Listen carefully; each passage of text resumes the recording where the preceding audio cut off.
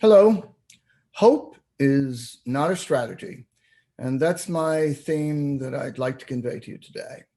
It's why we're in business. Let me introduce myself. My name's Phil Hecht, the CEO of Above Par Advisors. We are a business strategy, organizational design, and change management consultancy.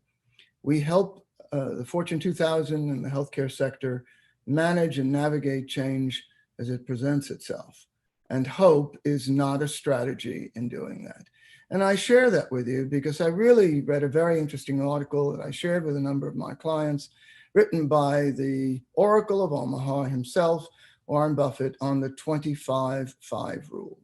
And what it is basically is take the top 25 issues as a leader in business yourself and look at what you need to do for the organization, and then take the top 5 and spend 95% of your time on the top 5, because the rest of it will, I promise you, take care of itself. And here's a prime example of what just happened with a client and myself and how they got in their own way because they spent so much time in the minutia. It's taken 2 months longer before we can even start our process with them. And here's what it was.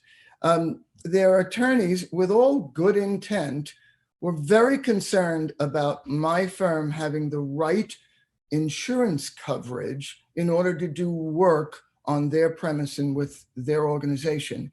Meanwhile, the 3 vendors that we are navigating on their behalf and their assets and the criticality of information, et cetera, has absolutely no insurance whatsoever in the contract. So here's an example of critical data without any protection, and you spend 2 months worrying about my general liability. Think of the dichotomy there. It doesn't mean one is more important than the other, but it certainly means one ought to be in front of the other from a strategy. So again, hope is not a strategy. I'd love the opportunity to have my organization speak to your organization and seeing how we might advance the top 5 issues on your strategy going forward. Thanks for listening. See you next time. Cheers.